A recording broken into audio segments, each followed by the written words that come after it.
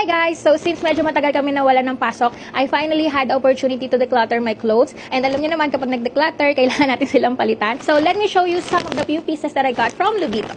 So I've been eyeing this cargo sweatpants from Lubito and I want to style it in different kinds of top. So this is the sweatpants guys when worn. Ang ganda ng tela niya guys, hindi siya mabigat, hindi rin siya mainit sa balat.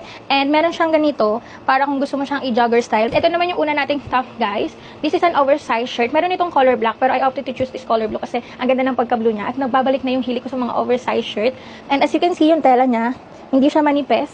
And sobrang presko niya. This is the second top, guys. Kung gusto mo yung parang pabebe-bebe ka lang, ayan, bagay itong top na to dito sa sweatpants na to. And as you can see, knitted yung material niya, pero hindi siya see-through. This is our third top, guys. Kung gusto mo parang girly-girly ka lang. Ayan, ang cute niya. Trinay ko rin siya sa dashes ko and turns out parang okay din naman siya dito sa sweatpants. For the material, guys, though hindi siya cotton, this is something that I can wear dito sa Pilipinas kasi alam niyo naman yung klima dito, diba? This is the last top, guys. I wish binili ko ng mas bigger size kasi bakit yung bilbil ko dito, pero kere lang dahil maganda siya at bagay siya. This is something that I can wear over and over again kasi ang cute niya.